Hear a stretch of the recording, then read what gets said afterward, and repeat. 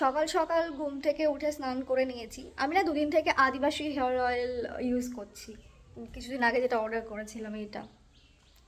তো এই তেলটা দেওয়ার পর যেটা হচ্ছে, মানে চুল থেকে না তেল কাটতেই চাইছে না। যেখানে আমার একটা শ্যাম্পুতে হয়ে যেত সেখানে 3-4টা শ্যাম্পু লেগে যাচ্ছে, তাও চুলের তেল কাটছে না। কেমনই একটা অস্বস্তি লাগছে। নেক্সট দিন যখন আবার শ্যাম্পু করছি তখন ঠিকঠাকভাবে তেলটা কাটছে। তো কালকের ভিডিওতে যে প্রবলেমগুলো আমি তোমাদেরকে কিছু হলেও বলেছিলাম, তার মধ্যে থেকে একটা প্রবলেম সলভ হয়ে গেছে। তো ওই প্রবলেমটা সলভ হওয়ার পর সত্যি কথা বলতে মনে হচ্ছে যে বুকের মধ্যে থেকে অনেক একটা ভার নেমে গেছে। তো ভিডিওটা দেখতে থাকো, অবশ্যই তোমাদের সাথে শেয়ার করবো যে কী হয়েছিল আর কালকে কেন এত মন খারাপ ছিল। তো যাই হোক, hello everyone, welcome back to Priyanka Rana blog. আশা করছি তোমরা সবাই খুব ভালো আছো। তো চলে আসলাম আজকে আরও একটা নতুন ব্লগ নিয়ে। আর আজকে সকালটা শুরু হচ্ছে তরকারি আর মুড়ি দিয়ে। তরকারি বলতে তরকার মুড়ি দিয়ে। কালকে রাতে তরকারি নিয়ে এসেছিলো বাবা। এবার আমার কি হয় বলো তো, ওই হাফ তরকা যদি আমি রুটি দিয়ে খাই তাহলে প্রায় 6-7টা রুটি খাওয়া হয়ে যাবে। মানে তরকা আমি এত পরিমাণে কম খাই। তো হাফ তরকাও আমার কাছে অনেকটা বেশি মনে হয়। এবার হাফের তো কম আর হোটেল থেকে দেবে না। তো সেই কারণে তরকা ছিল, ওটাই এখন গরম করে মুড়ি দিয়ে খাচ্ছি। এটাই হচ্ছে আমার এখনকার ব্রেকফাস্ট। চলো আগে ব্রেকফাস্টটা করে নিই, তারপর তোমাদের সাথে কথা বলছি। তো বাড়ি থেকে এইমাত্র বেরিয়ে আসলাম ওষুধের দোকানে মায়ের জন্য ওষুধ নিতে। মা এখন এখান থেকে ওষুধ খেয়ে মোটামুটি এখন সুস্থ আছে। মায়ের যে নার্ভের প্রবলেমটা আছে, মানে বুকে ব্যথা, হাঁটুতে কোমরের যে ব্যথাগুলো, সেগুলো এখন আপাতত হোমিওপ্যাথিক ওষুধ খেয়ে ঠিক আছে। এখান থেকে এখন ওষুধ নেবো, ওষুধ নিয়ে যাব হচ্ছে এখন বহরমপুরে। আর আরও একটা জায়গায় গেছিলাম, সেটা হচ্ছে ওই কাঠমিস্ত্রির দোকানের আগের ভিডিওতে, মানে এর আগের বারের ভিডিওতে তোমরা দেখেছিলে হয়তো।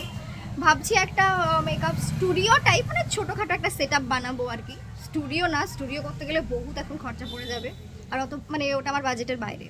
তো সেই কারণে ভাবলাম যে ছোট একটু সেট আপ টাইপের করবো। তোর জন্যই গেছিলাম। কি ডিজিটাল যুগ চলে আসলো দেখেছো। মা এদিকে ফোনে আছে আর ডাক্তার ওইদিকে ট্রিটমেন্ট করছে।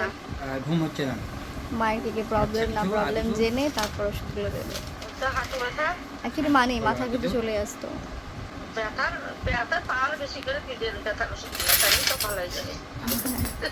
ঠিক আছে দিচ্ছি। পাওয়ার বেশি দিলে ভালো হয়ে যাবে। হ্যাঁ ঠিক ঠিক আছে, রাখো তাহলে, আমি আসছি। হ্যাঁ ঠিক আছে। হ্যাঁ ঠিক আছে।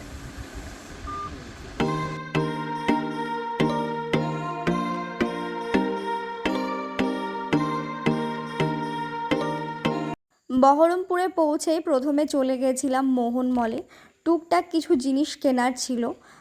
টুকটাক বলতে গেলে মায়ের চিয়া সিডটা ফুরিয়ে গেছিলো। মানে এখন আমার মা ধরে চিয়া সিডটা খায়। আগে আমি খেতাম, আমাকে বলতো, মানে আগে সেইভাবে অত গুরুত্ব দিত না। যেদিন থেকে ইউটিউবে চিয়া সিডের ব্যাপারে শুনেছে সেদিন থেকে ধরে চিয়া সিড খায়। তোমরা যারা খাও না, আমি বলবো একবার ওর বেনিফিটটা দেখে নাও, তাহলে তোমাদেরও খেতে ইচ্ছে করবে। তো এখানে তার সাথে অল আউটের তেলটা শেষ হয়ে গেছিলো। না, অল আউট না, গুড নাইটের তেল। তো গুড নাইটের তেল একটা নেওয়ার পর এখানে চিয়া সিডটা নিতে আসলাম। এবার এখানে চিয়া সিডের এটার ব্যাপারে আমার জানা নেই, মানে এর কোয়ালিটির ওপর ডিপেন্ড করে বোধহয় দামটা কম বেশি হয়, তাই না? তোমাদের জানা থাকলে অবশ্যই বলো। তো মোহনমহল থেকে যা যা কেনার সব কিছু কিনে একটু ঠান্ডা ঠান্ডা লস্যি খেয়ে এখন আবার ভাত খেতে আসলাম হোটেলে। যেহেতু খুব খিদে পেয়েছিল দুপুরবেলায়, তাই মা আবার বললো যে অন্য কিছু না খেয়ে ভাতই খেয়ে নাও। এবার এখন আমার খাওয়া দাওয়া সেরকম ঠিক নেই, মানে ভেবো না যে আবার ডায়েট করছি বলে বলছি। ডায়েট আমি এখন আর করি না, বাট সেটাকে ব্যালেন্স করে চলি। ওকে, যায় না। কতদিন তোমাকে দেখেনি বলো তো এরা? কতদিন তোমাকে দেখেনি? কতদিন তোমাকে দেখেনি? তুমি কতদিন আসোনি ক্যামেরার সামনে? তোমাকে কত সবাই ভালোবাসো বলো তো, তোমার খোঁজ করে সবাই। सो कुर्सी का पेटी बांध लीजिए, आप लोगों के साथ कुछ बात शेयर करनी है। আমি এখন হাসছি তাই। গতকালকের ভিডিওটা তোমরা হয়তো দেখেছো।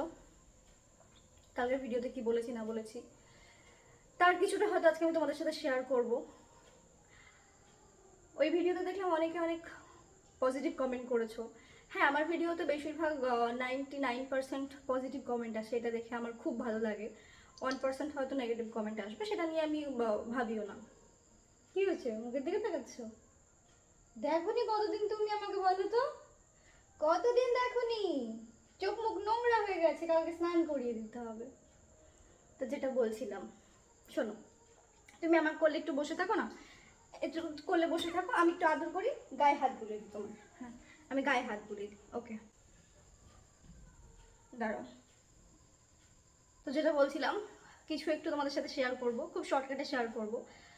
প্রথমে বলি লিওর ব্যাপারে। লিওকে নিয়ে কি হয়েছে, তোমরা তো দুদিন থেকে জানো যে আমি লিওকে রেখে এসেছিলাম, আজকে প্রায় 4-5 দিন হয়ে গেল।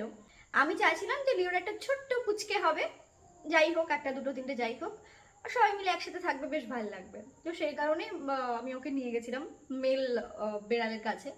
তো সেটা আমার মনে হয় না সাকসেসফুল হয়েছে, কারণ প্রথমে ও খুব ভয় পাচ্ছিল।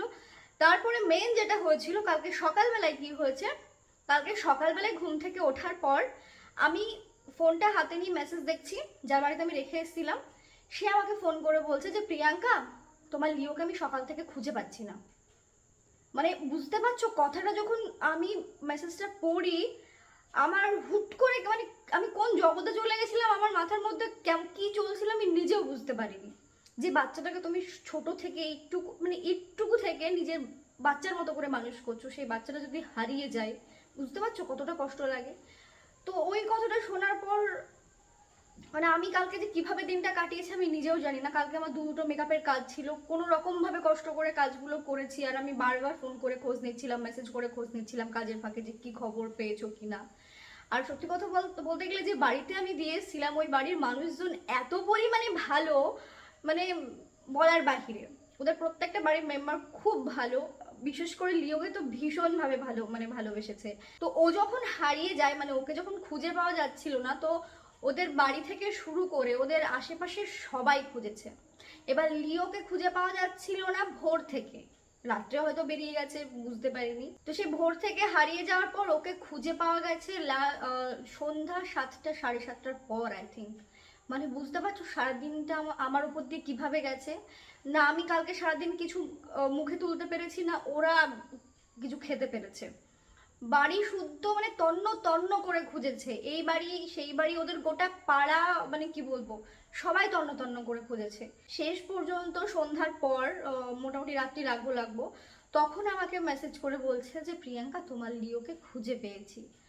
মানে এই খবরটা শোনার পর মানে কি বলবো, ওই এত ভালো মানে লাগার ব্যাপার, হয়তো তোমরা বুঝতে পারছো। আমি মানে বেশি কিছু হয়ে গেলে না ভাষায় প্রকাশ করতে পারি না ওটা।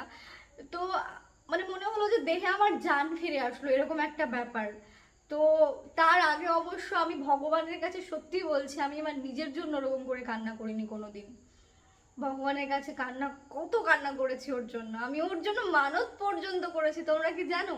তো মানতগুলো আমি খুব তাড়াতাড়ি পূরণ করে দেবো, মানে কালকে একটা করবো, আর আরেকটা আছে ওটা নেক্সট দিন, মানে খুব তাড়াতাড়ি, যত তাড়াতাড়ি সম্ভব আর কি করে দেবো আমি। মানে আমি ওকে আর হাতছাড়া করবো না। মানে ওলি আমার ছোনা, এটা বসে রয়েছে আমার কোলে। কালকের দিনটা যে কিভাবে কেটেছে সেটা শুধুমাত্র আমরাই জানি। মানে আমি তো বাড়ি থেকে টেনশন করে মরছিলাম, আর ওরা সারা দিন খুঁজে খুঁজে মরছিল। তো শেষ পর্যন্ত কোনো রকম ভাবে ভগবানের আশীর্বাদে পাওয়া গেছে আর কি, ভগবান চেয়েছিল বলেই মিলেছে। কালকের পর থেকে ভগবানের উপর আমার একটু ভরসা এসছে, সত্যি কথা বলতে। না হলে আমি সত্যি বলছি, তোমরা রাগ করো যাই করো, ভগবানের উপর আমার ভরসা হারিয়ে গেছিল। কালকে যখন লিওকে ফিরিয়ে দিল, ওইরকম কান্নাকাটি করার পর, মানত করার পর, তখন ভাবলাম যে না, ভগবান আছে আর আমার সাথে গেছে। এটা একটা অবিশ্বাস্য ব্যাপার ছিল আমার কাছে। মানে আমি এটা কখনো ভাবতেই পারি না যে একটা ছোট্ট প্রাণকে ছোট থেকে যখন আমি মানুষ করছি, মানুষের মতো করেই মানুষ করি। তোমরা কি জানো যে লিওকে আমি কতটা যত্ন করি, ইনফ্যাক্ট আমার মা কতটা যত্ন করে, কতটা আগলে রাখে। তো সেই জায়গা থেকে যদি আজকে ওর কিছু হয়ে যেত, আমরা যখন ওকে খুঁজে পাচ্ছিলাম না, তখন আমাদের একটা কথাই মাথায় আসছিল, ওকে কুকুরে বা শেয়ালে নিয়ে যায়নি তো, ওকে কেউ ধরে আটকে রাখেনি তো। এই কথাগুলো ভেবে রীতিমতো আমি কালকে কতবার যে কান্না করেছি আমি নিজেও জানি না। আমার যখন কালকের কথা মনে পড়ছে, আমার এখনো ভেতর কাঁপছে আমার, যে আমি কালকে কিসের ওপর দিয়ে গেছি ওকে, ওর খোঁজ না পেয়ে। মানে আমি ওকে আর হাতছাড়া করবো না, আমার কাছে থাকবে। আর কালকে ছবিগুলো আমি দেখছিলাম আমার ফোনে, তো যতবার আমি ছবিগুলো দেখছিলাম আমার মানে কি বলবো, এখনো গলা আমার কেঁপে যাচ্ছে, বুক ফেটে কান্না বেরোচ্ছিল। তোমাকে আর আমি থাকবো না, তুমি আমার কাছে থাকবা, তুমি আমার কাছে থাকবা। আরো একদম পাতলা হয়ে গেছে এই কটা দিনে। যাও, ও তো কোলে থাকতে চায় না, ওকে ওর মতো একটু ছেড়ে দিই, যা। তো যেটা বলছিলাম, বেশি কথা না বাড়িয়ে মেন কথাতে চলে আসি, সেটা হচ্ছে কালকের ভিডিও তো তোমরা অনেকেই দেখেছো, অনেক ভালো ভালো কমেন্ট করেছো, তো তার জন্য থ্যাংক ইউ সো মাচ। তোমাদের হাতে এতটা পরিমাণে সময় নিয়ে তোমরা এত বড় বড় মেসেজ করেছো, ওটা আমার কাছে অনেক অনেক অনেক বেশি পাওয়া আর কি।